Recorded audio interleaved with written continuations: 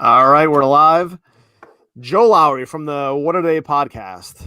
Hey, what's going on? So, Joe, thanks so much for coming on tonight. So, my question to you is, so we were talking before we came on the air. Yeah. That I was saying that my first moment I remember was the Hogan beating Iron Sheik in '84. Oh yeah. So it wasn't shown live. I didn't realize that. So I watched it on. I remember watching it. I don't know what day of the week it was, but I remember watching it as a kid. Right. I mean, back then, wrestling at Madison Square Garden was on a Monday. So Monday, January 23rd, 1984, boom, Hogan wins the title. But back then, no internet, no nothing like that. So you found out on Saturday morning, Championship Wrestling at 10 a.m. And when I found out and watched it, my phone rang off the hook. It was crazy. Now, was that your first introduction to wrestling, or were you watching it before that? No, God, no. My first introduction to wrestling, I tell the story a lot, so just bear with me. Believe it or not, I have to thank a buddy of mine and his paper route for introducing me to the world of professional wrestling, because it was in July of '81, just a few years before. I was helping him out with his paper route. He went on vacation. So what I did was I said, all right, I'll do your paperwork for 2 weeks. But on Saturdays, you have to go and collect, the $2 or whatever it was for the weekly paper and so forth. And I delivered the paper on Saturday morning. My last stop was up the street from my house at this elderly lady's home. And I gave her the paper and I said, I need to collect for this week. She said, okay, I'll be right back. And she left her door open, and the screen door, the screen was there. And I heard all this yelling and screaming and crowd going nuts. And I can look around the corner a little bit, and I see this guy with rubber bands coming out of his head, and these two white-haired guys running around. And what happened was she came back out, gave me the money. I asked her, I go, what are you watching on TV? And she's like, oh, that's Saturday morning wrestling. I was like, oh, cool. What channel is it on? And where we were was channel 56. So I immediately ran back home, turned it on. It was Captain Lou Albano, the Moondogs, taking on Tony Gurria and Rick Martel. It was when the Moondogs, I think, beat them for the title. No, strike that. It was like something happened. It was setting up the feud, but it was just crazy. I fell in love with it right away, and I've been a fan ever since. I love the Moondogs. They were one of my favorite tag teams. It was it Rex and Spot, right? Rex and Spot, and then when we had Maine, there was Rex and Spot were the two I knew of. But for some reason, in '83, '84, a third one showed up named Maine, Moondog Maine. Oh, interesting. So, okay. Yeah. I love the Moondogs because I grew up in Connecticut, so I would go to New Haven Coliseum. Oh, cool. Is where I would, and they were always. I think I've go 10 times or whatever, and they were always on the card. It was always. The Moondogs, Tito Santana, Iron Mike Sharp was at every show. Iron Mike Sharp. I mean, him. Oh my God. Yeah. That's awesome. I used to go to Boston Garden every month. I didn't miss a show. My first match was Backlund versus King Kong Mosca. It was crazy. And 15,000 people screaming bloody murder. I was addicted to going to those shows every month after that. It was unbelievable. It was great. It was a great time back then. I mean, my parents used to call it the safest night of the week in Boston because all the crazies were inside watching wrestling at the Garden. So now, did you get the MSG feed as well? We didn't get that until actually, let me strike that. I want to say cable came around in my neighborhood right around '81. And at the time, Madison Square Garden, they used to sell, or something with Vince, they used to sell it to the USA Network. But what it was on a Tuesday night at like 8 o'clock at night. They would show the month before. Like if it was November, you'd get October's card. So you didn't get it during the Madison Square Garden feed. What it was is they sold that to USA Network. And so once a month I got to see Madison Square Garden matches. Oh, interesting. Yeah. So, and, we didn't have the internet, like I said back then. So I relied heavily on the magazines as well, as we call them, the After Mags. Bill After, good friend of mine. He was a photographer back then. And, his story, he brought a lot of people, brought a lot of fans to the sport because it exposed everybody to a whole new audience with magazines. So good stuff there. So why don't you tell me a little bit about the podcast that you're doing and how that got started? You see, well, Whatta Day is something that I've been saying since I was a kid. A lot of kids who get nervous around crowds will like shy away, but for some reason I always said, "What a day." And it was just weird. I don't know where I heard it, why I kept saying it, but over the years I just kept saying it. So, and every time I said it, it turned into a conversation piece. And What a Day I finally incorporated back in 2017. What a Day actually started out as a pop culture thing, Hollywood, sports, even wrestling and all that. But I noticed a lot of my fans and everyone said I was more comfortable per se talking about wrestling than everything else. So a couple of years ago, I decided to go off into the wrestling side of everything. Started the Whatta Day podcast about a year ago on SoundCloud. And then with all the craziness with Facebook and Twitter over the spring and, leading up to this year, I developed a website, whattadayjoe.com. So I kind of like filter everything on there, even though I'm still on social media. So if you don't get to remember at Whatta Day Joe on all those social media platforms, you can just go to whattadayjoe.com and I have everything under there. So, but the Whatta Day podcast is something I've always wanted to do. And, I've had great guests on. I have WWE Hall of Famers on. Don Morocco was on, Tito Santana. I had Jordan Grace from Impact on over the summer, Francine from ECW. That was a good one. I've had Thunder Rosa, AEW, NWA women's champ, on a couple of times already. She's great to work with. She's got a lot of stuff going on, not just with AEW, but I wanted to get into that part of the business. And then it turned into ring announcing. I did some ring announcing for some local shows. So it kind of like everything kind of went downhill. It was like all of a sudden, boom, okay, now I'm in my element and here I go. So, what is it like, working the local shows, doing the ring announcing?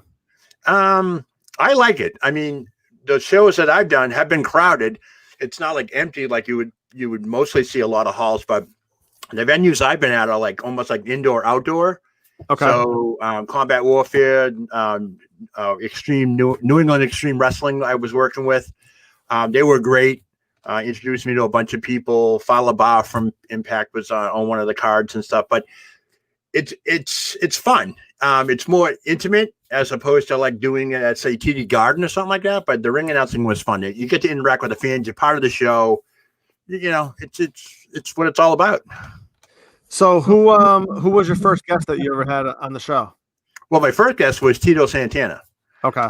I had him on last year, probably about a month after COVID hit. And I didn't know, and nobody knew until they listened to my podcast, that he had just gotten over COVID-19. He was like, they started doing the teaching from home and all that stuff. And he told me flat out, he goes, I was laid out for a week. I had COVID-19. I tested positive. I'm like, wow. I'm like, I didn't know that. And everybody didn't know that. And he finally said it on the podcast. So that came out of left field for me. But that was my first guest. And he was great. He was really great to work with. Now, was he on to promote the book? I helped him with the book. Yep. And that's what Kenny Casanova was working on with him too. So, we talked a little bit about the book. Of course, I had to tell him about the night I saw him win the title at Boston Garden over the Macho Man. That was a special night. Like he's got a really strong connection, believe it or not, with Boston and the fans. He says of all the places that he wrestled, Boston was the most intimate and they welcomed him the most, even though it was very popular back then. But he said Boston was nice. Yeah. I thought Tito was probably one of the better wrestlers from the 80s. Yeah, he was good. Even before the El Matador gimmick. Oh, absolutely. I mean, I remember him. My favorite match that he was in was probably the Lumberjack match against Greg Valentine. Oh, yeah. They put on some great shows. Great show. I think I probably remember that show because of the it was always in the Coliseum videos that I would rent. Oh, yeah. I remember those days. Yep. Coliseum videos. You collect them? I don't. If I could find a VCR, I would probably go out and buy them. But it's funny. The most popular Coliseum videos I recall back then was when WrestleMania, the first one, came out on Coliseum Video. Yep. That thing was like gold. Nobody could get it. It was like everybody was like trying to order it. Oh, we're back ordered. You got to wait another week. They didn't expect that popularity. That's when they kind of boomed on the video sales market. There is when they put out WrestleMania, and it was like rocket ship, just launched a whole new line for the WWF back then. Yeah, no, absolutely. Now, so you've been watching since 81, you said. Was there ever, do you still watch today? Oh yeah. I tune in. Painfully, I tune in. I DVR all the shows, but yes, I do tune in.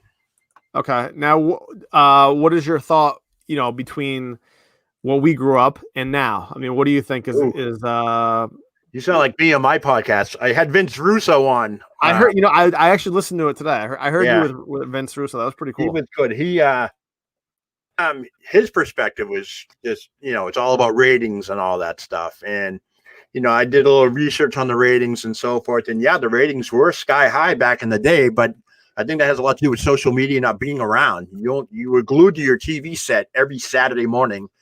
And then you had to wait once a month to go see it live at your hometown arena. But the difference between from then and now is paramount. I mean, I grew up, wrestlers were larger than life.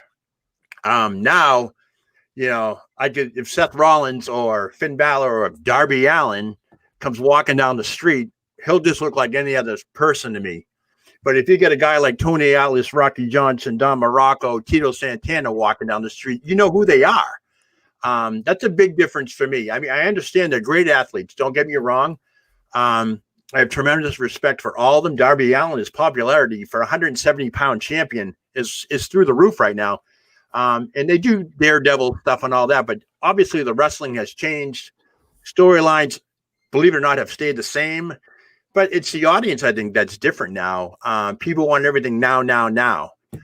You can't build up a good match, a storyline match with a story to tell without time. And unfortunately now it's about advertising, ratings, keeping, everybody in check with the 18 to 49 demo and stuff like that. So big difference between now and then. But if you're growing up now, you only know what you know. So, obviously AEW's put a solid cap on that 18 to 49 market, pretty much stole it away from the WWE over the past 6-9 months or whatever. So, I mean, it's different. Storylines are a big part of wrestling. I think they're lacking the creativity part of it. AEW is doing something a little different because they're different. My only real thing with that I'm worried about is, are they going to run its course before, 2024 or whatever? I mean, they're going to have to start building more people up, which means introducing more wrestlers, which means storylines are going to have to get quicker and faster and all that. And they might get lost in an entertainment sector down the line. I'm not to say that's going to happen, but they have to be careful. But what they're doing right now is clearly working, which is wrestling, not sports entertainment, but wrestling. So you get the blood and the chair shots and all that stuff that everybody likes.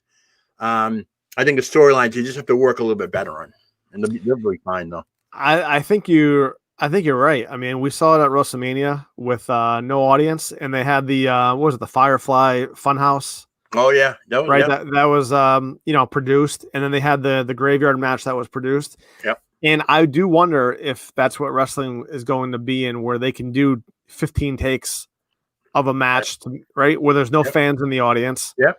And it's just going to be on the network. No, I believe it. I believe cinematic is what they were calling it. Okay.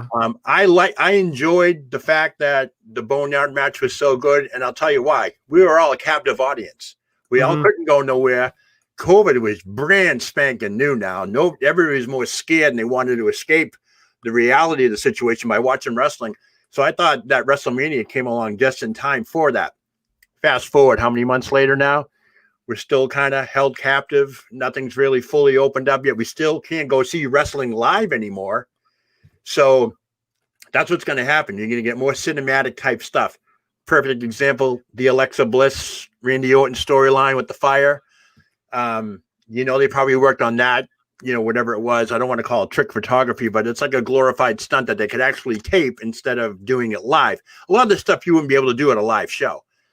More importantly, if you saw this past Monday night when she beat who she wrestled, Asuka, and all of a sudden she went from mean Alexa Bliss to nice Alexa Bliss right at the end of the show. So you can't do that live. That's like a whole costume change and all that stuff. I think the newer audience might get used to that, and then when they go back to live show, it's just gonna be like, "What's up with that? This is what I've been watching." You're gonna be careful of that. Well, since you talk to a lot of the performers, but I wonder if there is something lost in the match where they're not getting that adrenaline pump that they normally would get from a live crowd. Yep. Something like that. I've asked Thunder Rosa that. I've asked Jordan Grace that. What's it like, performing? I mean, Thunder Rosa, at least with AEW, has there's some fans and everybody around ringside, but Impact has nobody there. And I watched Jordan Grace fight Deonna Purrazzo, and this is what actually made me get Jordan Grace on. It was at one of the pay-per-views last year where she lost the title to Deonna, but it was a 20-minute, two women literally wrestling and beating the hell out of each other to the point where, when you're watching wrestling, you're checking your social media, you're talking to whoever. This match had me 20 minutes, hands-on, looking at it, undivided attention. And I said, I got to get her on the show. I got to ask her how they put a match like this on without an audience. Because what they were doing, the selling they were doing, and the moves that they were doing outside the ring, inside the ring, was just like, if there was a crowd there, they would have obviously stole the show. But I told them it was lightning in a bottle, what they did, but with no crowd there. And then I thought to myself when I was interviewing Jordan Grace, I go, you know what? You didn't need a crowd. I mean, you had an audience, whoever was tuning into the pay-per-view, but, they put on a great show. And I've talked to other people that, no, it is tough. Right now at the Thunderdome, they're channeling all the noise in now to motivate the wrestlers because it's very hard to get amped up. You're coming out of the ring like Daniel Bryan. I'm like, I always wonder what's going to happen to Daniel Bryan. He can't do his yes thing anymore with the crowd, but here we go with the. That's a great point. This is before they put the screens in and did the virtual audience. So, I was worried about how these entrances were going to be no pyro at the Performance Center. Like it really. And then Chris Jericho, I remember he tweeted out during a Raw saying, you know what? I watch Raw too. Why don't you just turn the volume down and just, play some music? And I ended up doing that. And it was like, oh my God, so much better watching wrestling right now because it's so bland. And I don't know, it's hard to watch. It's painful to watch, but I think the WWE's adapted with the virtual audience. I actually was on Raw one night. I did the sitting in front of the computer screen for a whole night and all that stuff. And they tell you when to clap and they tell you when you're coming live and when you're going to be on and all that stuff. And, it's fun, but I think, you got to pay for, do you have to pay for that? No, you just, they send you a link. If you, okay. Every week they send out an email. You want to be part of the exciting action of Raw. It's like, I think Raw is done on like Fridays and Saturdays. SmackDowns are done like Tuesdays and Wednesdays, but what you do is you basically register like in a waiting line. And if you get accepted, they tell you what time you have to turn your computer on and they send you the link and all that stuff. So when I went on there, they said log on at like 7:15. I'm like, well, the show doesn't start till 8. So I don't know what they're doing, but I logged on at 7:15. I was on the whole show. Some people log in late and if they can still get in, they'll be on for a little bit, but I was on for the entire show. And I got on TV a few times and it was all fun and stuff, but it's a long time sitting in front of your computer trying to watch, you get the TV over here, you got the computer. That's why when you see everybody looking up or around, they're watching, trying to look for themselves, but they're not looking on the right screen because the computer's right in front of you. So, they've adapted well. So I don't know. I mean, I can't wait for this whole thing, man. I miss live shows. I miss the crowd. Yeah, I agree. I want to, now that I've been doing this for almost a year now, and I've interviewed a lot of, really cool people that I want to be able to take my kids to their shows and so they can watch them and, maybe meet them afterwards. Yeah. And, I hope we get that opportunity. Do you think anything has changed as far as, in the 80s, like wrestling, like you said, we didn't have social media. You didn't have the internet. The things that you can find on the internet right now, like wrestling couldn't write a storyline that could top that. You know what I mean? Like, yeah, like they would be, like you said, they're larger than life, but I feel like right now life is larger than life. Like you can find whatever you want. You can go to a million different websites and literally find any storyline that you want to look for. Right. I agree. I think it's funny though, how you mentioned storylines. A lot of the stuff that I'm seeing now with storylines, whether it's the other woman or the marriage or, all the random stuff. The fire thing with Alexa Bliss, that's been done before in the 80s. I mean, Ricky Steamboat got fire thrown in his eyes. The great Kabuki in the NWA, he did it all the time. That's nothing new. But like I said, it might be new to the audience that they're catering to now, which I think it would be, 18 to 49. My take on it is, I call it kayfabe. Do you know what that word means? Oh, yeah. Growing up, wrestlers played the role. As soon as they got out of their car, went in the ring, wrestled, came out, and went back to their car. If you saw them out somewhere and they knew that you were recognized, they'd go right into character in 2 seconds. If two guys were fighting each other, feuding with each other, they had to take separate planes, separate cars. Like you had to live it up big back then because there was no internet and all that stuff. I think now with social media, no kayfabe, so to speak, I think there is a storyline out there where I think they're kind of doing it now, but taking it to a different way that I would go. But you can build up a storyline that can probably produce some serious heat by using the social media and all that stuff. Something new, something that hasn't been done before. I mean, I try to think of a storyline that hasn't been done. It's very hard. Stone Cold, Brian Pillman, the crazy gunfire, all that stuff. You're talking like, I don't know what you would do, but you can use social media to your advantage like that. And I hope that, because what you do is when you build up a storyline like that, like, oh, they were seen at the airport and they really did get into a fight. Here's the video. It's not just word of mouth. They can build up a good feud like that and a good storyline. And back in the day, they would say that would put the butts in seats. So, hey, we'll see what happens. Well, what's interesting about that is like regular TV does that. You know what I mean? Like if I saw, I don't know the guy, I forgot the guy's name, but the guy that plays John Kreese in The Karate Kid. Oh yeah. Okay. I would think that he was like not a nice person. Right. If I saw because I'm used to the storyline, right? But I feel like WWE and wrestling altogether, for whatever reason, is having a problem with that. It goes back to storylines and the characters they produce. How many characters can they have? Me growing up, it was like somebody had to be an Indian, somebody had to be Polish power, somebody was Mexican, somebody represented the Italian community. There was a lot of, ethnicity behind it, which at the time was great. Like here you got, the Iron Sheik coming in from Iran. I mean, he used to be called Hussein Arab. And then when, all of a sudden, we get the hostage situation, the hostage crisis, and then, they get released and all of a sudden Iran is our most hated ally or whatever, was an ally, and now they're most hated. And here comes the Iron Sheik and the heat that he drove. Right. Incredible. You know the deal. So you have to adapt to today's society, but like for our age, they might adapt a character that's like, oh, I remember that kind of character from 20 years ago. It might work nowadays if they give it an upgrade, like The Undertaker. I know there'll never be an Undertaker, but I feel that they got to do something to fill that void. I mean, you don't have to copy The Undertaker, but you need something with that type of entrance. You know what I mean? It doesn't have to be how The Undertaker is, but I mean, I took my wife to Madison Square Garden 2 years ago because she never saw The Undertaker, and I asked a friend of mine, "Can you give me tickets for Madison Square Garden?" He said, "Yeah, sure." The train went to Madison Square Garden. She saw The Undertaker, and the entrance was the whole show. Mm-hmm. And when I saw him at WrestleMania at the Boston, the Fleet Center years ago in '98, the entrance was the whole show. I mean, it was like amazing to have an entrance like that. They don't have that anymore. I understand there's no live crowds, but they got to stop building somebody or someone or whatever, because when those live shows do come back, you still want that anticipation. You want that entrance. Yeah, I agree. I mean, I watch wrestling probably 4 times a week, but I'm only watching the network, and I'm watching the first SummerSlam.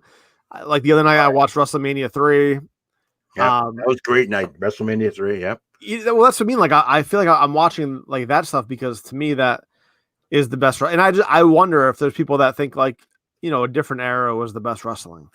Well, everyone has their own. Like I've met people. Bill Apter, he loved Bruno Sammartino. I didn't see Bruno wrestle for me until '86 Piper cage match, bloodbath, and the roar of the crowd from Bruno Sammartino to this day, to me, rivals Hulk Hogan's entrance. Where was this that you saw him? Boston Garden, February. Was it the 4th, '86? It was in 86. It was the same card that the Macho Man beat Tito Santana for the title. Okay. So it's that same card, except the main event that night was a steel cage match between. That's on the network. I want to say it's February 8th, 86. Check it out. It's on the network. Go right to that match, and Piper does this blade job. First of all, let me set the stage real quick because I love telling this story. It was right after the Patriots lost the Super Bowl to the Chicago Bears. In comes Roddy Piper, booing. He's wearing a Bears jersey. He goes in the cage and proceeds to take posters out of William Perry, the refrigerator, puts it up on one side of the cage. Jim McMahon puts it up on the other. That's unbelievable. 2 seconds later, Bruno comes running out, and all of a sudden, he beats the crap out of Piper, stuffs everything up his ass. And the blade job that Piper gets, you got to watch it. It's an extreme bloodbath. He hit an artery or something on it because you see him and it's just gushing out of his head, and the crowd was going nuts. So that is a testament to the type how good the heels were back then. Oh, they were incredible. I mean, they would be extremely creative about how they could get the audience to hate them, and that's something that I felt like was changing in the late 90s when people started rooting for the bad guys. Yep. Right? Like wasn't Stone Cold originally a bad guy? Yep, Stone Cold was a bad guy. The Rock, right? The Rock, they started cheering for the Rocky Balboa, yep. And then he went to join the Nation of Domination. They were hated. It's funny how you mentioned the heat. I'll tell you, Bob Backlund was my champion growing up. And then he had a feud in 82 with Jimmy Superfly Snuka. And for some reason, this is I'm don't quote me, but I think this is the reason the beginning of Backlund's decline in popularity, because after they ran its course, I went to the cage match. No, they had a cage match in Madison Square Garden, but Boston didn't get the cage match. They got like a Texas death match or whatever. And when Backlund came out, last month he was cheered. That month he was booed. And I was like, oh my God, they're booing Bob Backlund. And they were cheering Jimmy Snuka. And I think that was the turning point of, it was a year later, Hogan was coming in. Like a lot of changes happened after that 82, 83 season, the WWE. And then when the Hogan thing started, I think a lot of people, Hulk Hogan was a bad guy in the WWF 4 years earlier. He fought Bob Backlund. He had a huge feud with Andre the Giant that nobody was supposed to know about. He was a bad guy.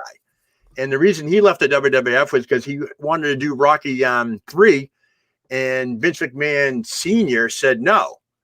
And Vince Jr. was like, what do you mean no? They could promote the company. And this is before Vince bought the company or got the company handed to him or whatever. But, a lot of that bad guy stuff in, Rocky Maivia, Stone Cold, it's almost like it goes full circle. Every generation has that. And I think it started back then because Don Morocco turned good, became The Rock. He was actually cheered after his Hogan feud. I think he came back as a good guy for a little while. And I was like, oh my God, he's a good guy. Like, so it goes back a little bit, but not as relevant because I think the stars were bigger. Like you didn't know The Rock was going to be as popular as he was back in 97. Right. Stone Cold, same thing. He was shafted out of the WCW. He was stunning Steve Austin. Him and Pillman held the belts. He held the United States Championship. And then all of a sudden he comes to WWF. He's a bad guy. But he had that appeal. That was lightning in a bottle, if you ask me. And when, all of a sudden they were cheering him, Austin 316s, and I just kicked your butt and all that stuff. That it's like there's a whole new element to wrestling now. So it is what it is now. But it's been done before, just on a larger scale now. Yeah. Now, do you have any? Did you collect anything from any wrestling memorabilia? I see some stuff behind you. I got some belts back there. I just started collecting those not even 10 years ago. Yeah, I have some hung up too. The Winged Eagles over there. Got the Intercontinental, NWA. Belts always seem to be my attraction. I was never a like a wrestling figure guy because they came out kind of when I got older. Yeah. My son Tom, he loved it. I used to buy the rings and all that stuff, but I can see the attraction of that. Believe it or not, I had millions upon millions, every single wrestler mag in the world, but they were at my parents' house and they got either tossed or whatever when I moved out. So yeah. That was a bummer. But I've been trying to buy like the WWF magazine collection, the original one that came out in like 84, 85, whenever it came out. The first one with Hulk Hogan on the cover. Yeah, doing that. Yeah. Yep. And it's funny how you mentioned that. The bad guy story real quick was Iron Sheik and Sergeant Slaughter. Sergeant Slaughter was one of the most hated guys in the WWF. And all of a sudden he's going to have he turns good against the Iron Sheik. So yeah, that was a big face turn, so to speak. When was that? When was that? 84. So what happened was the storyline was the Iron Sheik was overstaying his welcome after he beat up his opponents.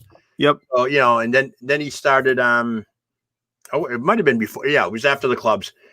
In other words, you just beating him down a lot. And what happened a bunch of times was Sergeant Slaughter would be the next match coming up, and they would walk by each other. And somebody gave somebody a bad look, but let's not talk about it. And then it was just a matter of time when they got into an altercation coming and going from the ring, and the crowd started chanting USA, USA. The crowd was going nuts. And that, it's Sergeant Slaughter and the Iron Sheik, and they're having boot camp matches up and down the East Coast. So, that was a major face turn for Sergeant Slaughter. And then he turned bad again, obviously, later on. But, that was huge back in 84. A lot of patriotism going on back then. Yep. Iron Sheik, he's a heel anywhere he goes. I don't think he can ever be a good guy, even though he is a good guy, probably. But didn't Sergeant Slaughter leave the WWF at one point? Yeah, was it a G.I. Joe thing? Well, what it was is wow, you got a good memory. Okay, back in when Hulk Hogan won the title and Vince McMahon obviously took the company national, they started eating up all the territories. One by one, Mid-Atlantic, Jim Crockett, NWA, not all of NWA, but all these territories. So wrestling, WWF wrestling was getting extremely popular. So what happened is when Vince started figuring out that Bob Backlund's getting too stale, Sergeant, like his main core guys from like all his life, he started bringing in newer talent, and they felt betrayed somewhat. So they developed a program called Pro Wrestling USA. I want to say it was based out of New Jersey, but it was all the people that were no longer with the WWF. And we're talking Bob Backlund, Sergeant Slaughter, Iron Sheik. They had the boot camp matches in those arenas. You can find those on YouTube. So they opened up their own, thing. Didn't last very long. A majority of the wrestlers were signed back. Vince bought everything. This is where the I don't know, it's 85, 86, 87 was great for the NWA. It was also great for WWF, obviously, with Hogan and Andre and all that stuff. But that's when the real war started. But there's a brief time there during their switchover, I want to say 84, 85, it was a company called Pro Wrestling USA. And they were covered. They actually got a TV deal with USA Network, so you can catch them on the USA Network. So it didn't last long, though. It was like maybe a year, tops 2. Now, did you ever watch anything else like AWA or anything like that would come on? Like, I forgot what came on ESPN sometimes or TBS. Okay, so my first exposure to wrestling was 81. Cable just come down the street. And the first question I asked was, can I get channel TBS? And that was Georgia Championship Wrestling from 6:05 to 8:05. The good thing about getting cable is you also get local networks from New York, Pennsylvania, and all that stuff. So I got a lot of repeat shows during the night of Championship Wrestling or All-Star Wrestling. But that's All-Star Wrestling. All of a sudden, I woke up one morning and Channel 27 out of Worcester, for some odd reason, it was a weird Channel 56. Back then, you had dial TV. I know we're old.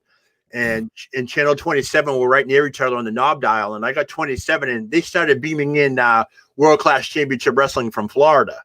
So I got a heavy dose of, the Von Erichs, the Freebirds, Gino Hernandez, all those guys. So my Saturdays were, depending on what was going on, I'd wake up at 9, 10 to 12 was wrestling, Championship Wrestling, All-Star Wrestling. Come back from 6:05 to 8:05, I would get Georgia Championship Wrestling. Oh, don't forget we had World-Class Championship Wrestling in between that. And then at night, like starting at 11 o'clock, for some reason, the New York stations, OR, PIX, they started putting on Championship Wrestling, and I was watching it again. So on a good Saturday, I'd get like 8 hours of wrestling, some decent content, and catch up on stuff all in one night. I was exposed, and you had the wrestling magazines too, so I kept up with those, even though they lagged on a little the timeline. Yeah, the Pro Wrestling Illustrateds. Yeah, right? and the wrestler and Inside Wrestling. There was more than one. I have all the PWIs. I do have those. Well, the other thing that I think sets it apart was back then. I felt like it was more colorful. You had the JYD with the white trunks. Yep. Right. In the boots. You had, Ricky Steamboat had a great look as well. You talking about Ricky the Dragon or the karate one? Ricky the Dragon. Yeah. The spit in the fire and all that. Yep. Yeah. Yeah. And the guys actually wore they wore wrestling trunks. Yeah. Yeah. And they had the boots. Whereas now guys are wearing they'll wear jeans in the ring. They all wear black, right? Every wrestler today wears black. Sometimes I have trouble separating who's who. Yeah. I hear you. I liked seeing the trunks and the boots. I always thought the boots were cool.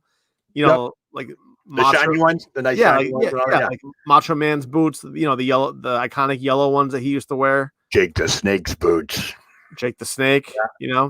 Yeah, he had that alligator skin or snake skin, obviously. So I don't know when that changed either. It's interesting how it's evolved into I don't know. It's interesting.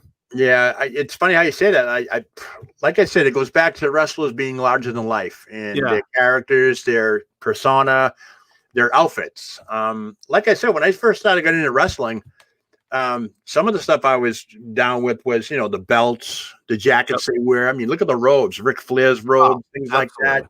I mean, these are you want to be part of history. So when you're going down the ring, you want to be remembered. So yeah, it's funny. I mean, I'll watch Charlotte Flair. I love Charlotte Flair. I'll go on record saying that. I think she's good. She's good. I think she's the best wrestler because she's a pure athlete. She's a late bloomer in the wrestling game, but she's such a pure athlete. She made up for it. I think she wears real boots. If you look at her, she's all laced up. I'm a Lacey Evans fan. Sometimes Lacey wears boots, depending on what she does. But you can tell the people that know the history and that want to incorporate that into their costumes. I can't stand the jeans thing either. A jeans wrestler to me in the ring means it's either a boot camp match or a street fight. But his Orange Cassidy coming out in full denim, so it's like, okay, that's his act. I get it. But then again, wrestling's supposed to be larger than life. I mean, for me right now, if somebody had to, somebody had asked me, I would say that the women are more entertaining right now than the men are, because they're more colorful. Yeah. They have better wrestling moves. I mean, they're more fundamental. Yeah. And it's more exciting. Yeah, I totally agree with you on that end. I think, to be honest with you, the men's wrestling, I'm not taking anything away from them. They work their asses off. They're in great shape. I'm not taking nothing away from them. But the women, I don't know what it is. I told you the Jordan Grace, Deonna Purrazzo Impact match. If you can go on YouTube and check it out, it's 20 minutes of them beating the hell out of each other. It was a great match. I think a lot of them steal the show. I think Lacey Evans, to me, and Charlotte Flair, I hope they have a program run together. Whether or not there's titles involved, I don't care. But I think them two wrestling, they're wrestlers. They work out. They're big. If you see Alexa Bliss in public, you'll know her because it's her. But anybody else would be, that's just somebody else with colored hair. Same thing with Nikki Cross and all them. But I like, if you're a wrestler, you got to be a wrestler. So I mean, and I think the Lacey Evans and Charlotte Flair, I think the women steal the show. Oscar's great. Becky Lynch was coming up until her and Seth had a baby. There's a lot of other ones. Shotzi Blackheart, NXT. I don't know why she's still down there. They need to bring her up. She's a great wrestler. And then you have size wise, you have who's the big girl? Raquel Gonzalez. In what's her name? The NXT champ that fought Charlotte last year. Oh my God, I can't forget. Rhea Ripley, excuse me. Okay. Those are wrestlers. Those are big girls that wrestle, So I hope they bring them up. I mean, but as for the women with the men, yep, that's it. They're definitely getting the ratings on the show, I can tell you that. Yeah, absolutely. And it is funny when I do hear people say like, oh, they're women's wrestling was never anything until like the 2000s or whatever. But I don't think people realize that one of the most iconic rivalries of the '80s was Fabulous Moolah and Wendy Richter. Of course it was. That was the It almost goes without saying that I don't even know if wrestling would be a thing if it wasn't for Wendy Richter and Cyndi Lauper. Well, don't forget, you got to go back a little bit before you got Princess Victoria. Right, yeah. I got Lady Lonnie Kai. I talked to her before. She's got an autograph up there. In person, when you went to the live shows, if there was a women's match, it would just be lewd, crude, and just people would just, it was a different era back then, but they could wrestle. They were real wrestlers. They weren't out, they weren't glorified. They weren't, they were on TV now and then. But somewhere along the line, the rock and wrestling connection kicked in, and Wendy Richter was named, you're going to be the girl, you're going to be going up against Moolah. And that's what happened. And, that to me was putting them on the map, so to speak, if you want to call it that, because after that, women's wrestling took off. I mean, it was just, Jumping Bomb Angels. Oh, yeah. That's right. I talked to Medusa or London Blaze all the time. Trying to get her on. She's coming on soon. So, they wrestled. It wasn't all TNA. I'm naked and you're going to see it or whatever. They could wrestle, they didn't have to sell that. But there are wrestlers today that can do both. And I think, like I said, I hate to repeat myself, but I think Lacey and Charlotte would be a good tandem for a long run. It'd be great. I can see a Sasha Bailey type feud happening with them. Yeah, absolutely. Now, so what are your plans for the show? I mean, do you reach out to the people you're trying to get on? Yeah, the power of social media helps. I mean, Instagram, Facebook, Twitter, all that stuff. It's just being persistent. A lot of them have agents. Yep. So you have to go through the agent. A lot of them will talk to you one-on-one. A lot of them will say no, one word no. Some will say yes, give me a call next week, or and then, word of mouth, there's a lot of other ones like Barry Horowitz. I know he wants to come on. We've been in touch. Enzo Amore. Enzo. Oh, I'll tell you what, he was actually one of my favorite wrestlers. Yeah. He had a great gimmick. Yep. He still does. And, I think he's fired. I think he needs to come back because I think that's what wrestling needs. Whether it's WWE or AEW, I don't care. He needs to come back. He's got a great gimmick. Didn't he go to? Did he go to a pay-per-view in basically after he got fired? And basically, it was what's the Survivor Series? It was one of the WWE. He bought a ringside ticket, right?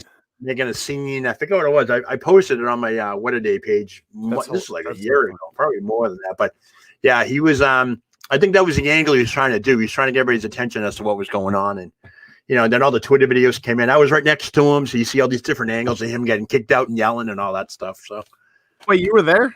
No. I saw other people. Oh, okay, I was gonna say. I want to say it was it was one of the big pay-per-views. Yeah, maybe TLC from a couple of years ago, but it was right after he got let go, and he was making the rounds on social media and stuff, and the video of him being escorted out. First, they showed it like somebody tweeted a video from up high, so you had to like really zoom in on it and all that stuff to see him. But next thing you know, like an hour later, it was the guy behind him, the guy next to him, the guy in front of him, the guy on the right. All of a sudden, you got all these different angles of, yep, that's Enzo. So I think it was staged. I mean, to be honest with you, but yeah. I thought the same. I actually thought the same thing. Yeah. Well, that's so. When you bring them on, you're not doing video too, are you? Or are you just doing sound, my first audio two? My first two with Morocco and Tito Santana Morocco, I did on SoundCloud, which I upload all my audio stuff to that anyways, so people can find me there. SoundCloud.com/WhattaDayJoe. But I started with Francine doing the video parts. It's more intimate. You can talk to them better. Yep. It's fun. It's just better that way, I guess. Plus, with COVID and everything now, everything's done like this now. What do you think the future looks like for podcasting? Do you think after COVID is over, do you think people are going to still be doing something like what we're doing virtual right now? Or do you think they'll have to be in studio kind of like Joe Rogan does? I think it's going to be a combination of both. I did a wrestling minute on this last week. What's the new norm going to be with a live show versus now? I think it's going to be. I think there's always room for social medium to have some type of podcast or whatever, because there is an audience out there, obviously, that want to hear and want to see what's going on a daily, monthly, whatever basis and so forth. I think the future is okay. I think what's going to be worrisome is the future of wrestling. How are they going to rebound from this? Mm-hmm. It's going to be very interesting to see February 4th. I'll be on the WWE earnings call and to hear how they're doing the whole fiscal year 2020 on how they did overall. And, obviously live events were a huge amount, almost 50-60% of their revenue last year. So it's going to be very interesting to see how the WWE, it's going to be a telltale sign of what the future will be like, even though they are a marketing mogul machine.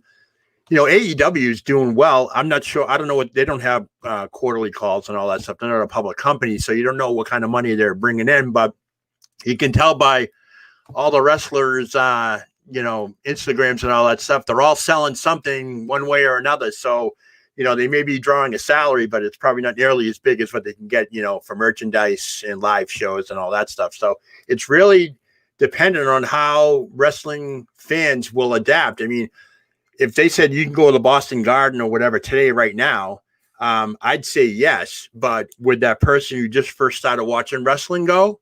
Because all they've seen is what's on TV and then you have the pandemic element.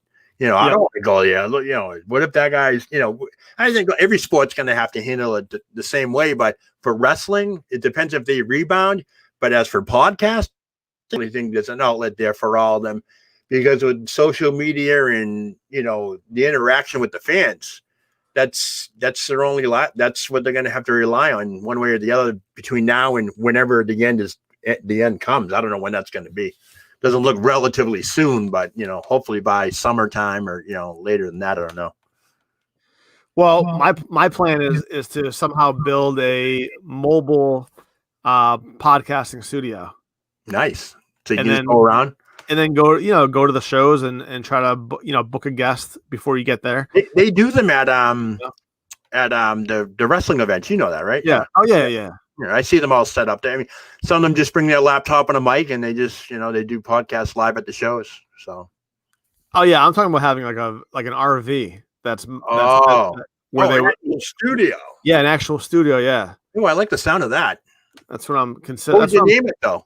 I don't know what I would name it, but that's what I'm thinking about doing, because I think that's going to be the new thing is going, that way, instead of people traveling, it's only one person traveling. And I think that could look better on film if you're doing like YouTube and all that stuff. You can call it RVP. That's actually a great idea. RVP, right? Yeah. Recreational Vehicle Podcast. I like that. I do Eddie like Ratch in the RVD. I do think that wrestling will have to move to outdoor stadiums like baseball fields. Like wrestling. So? Well, instead of TD Garden, Fenway Park might feel safer for people. Yeah, I had tickets to SummerSlam and everything last year, so that was a bummer. But the way that I don't know if you know, what do they do with your tickets? Nothing. They refund all that stuff. We had hotel reservations, everything. They had to. They give everybody their money back. So if they do it again, do you have tickets, or do you have to buy them again? They'll start over. Everything starts over. I get on the wait list, all that stuff. But it like I said, it obviously wrestling will probably go per take after what they're doing right now. I'm shocked that they're not allowing wrestling at like stadiums, only because look at the NFL. Certain arena, Cleveland had fans, Kansas City had fans. Why can't Vince have fans? If he goes outdoors somewhere in Orlando, like what's wrong with going to Hard Rock Stadium, having a match there, and everybody be socially distanced. I don't know why they're not doing it now. I guess I don't know. Like AEW is doing it, and they seem to be getting along just fine. There's no COVID outbreaks like that. They got the COVID protocol going on. Why can't WWE do that? That's my question. They're never doing house shows again. Oh, you think that? I do think that. I think that they realize that they're not making any money and that they could save a lot of money by being in one location. Yeah. and just putting it on the network and in the and whatever deal they have with Fox and USA. Yeah, I mean, I don't know if that Fox would buy on that. They love the live crowds. The ratings, though, it's all about the ratings too. Don't forget. I mean, we didn't touch upon that, but the ratings for wrestling are, everyone thinks they're great and all that, but they're not really great. I mean, the demos are coming out good, but they're averaging 700,000-800,000 people a week, and that's not a lot. Under a million, still not a lot.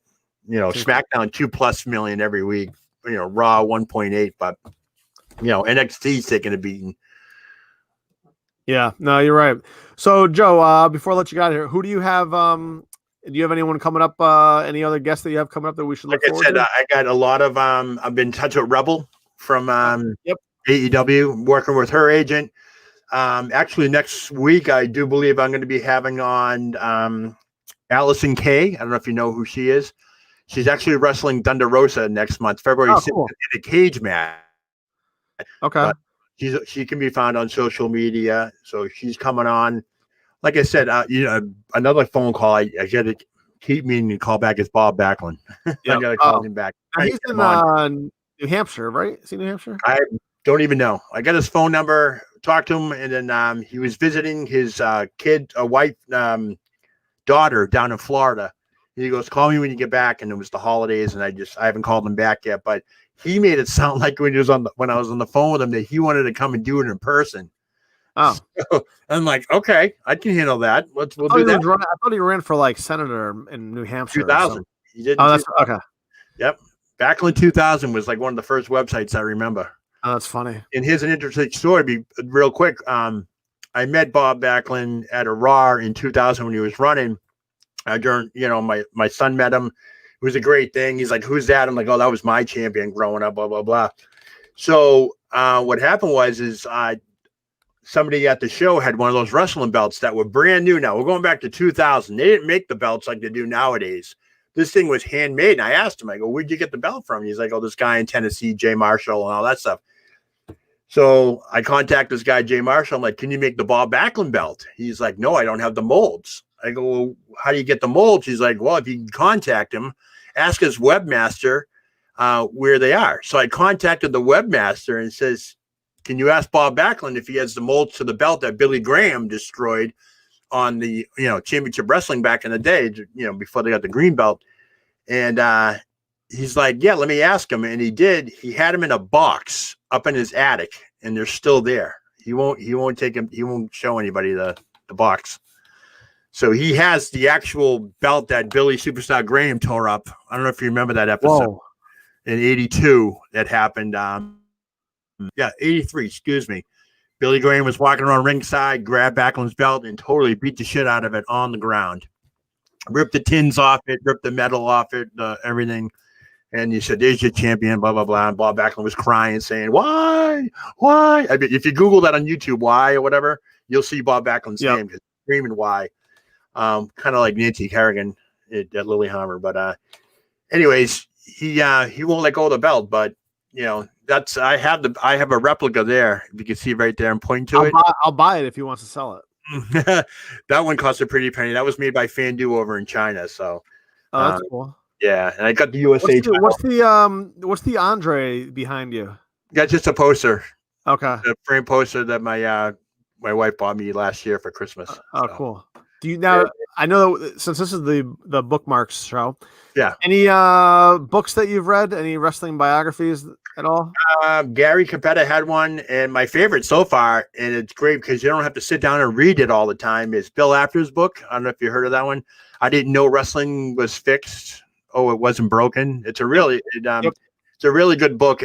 What it does, it's one of those kind of books where you can pick up and read a chapter. It's not continuous, but it talks about his childhood and how he got into wrestling and how he knew all, just a really good story about. One of my favorites is how he knew Bruno was going to lose the title to Ivan Koloff and had to go to the arena and not tell anybody and had to cover it and stuff. So that's a good little story, a little news story there. And the other one was Andy Kaufman, Jerry Lawler. If it wasn't for Bill Apter, there would have been that feud would never have taken place back with the Letterman days and all that stuff. Oh, interesting.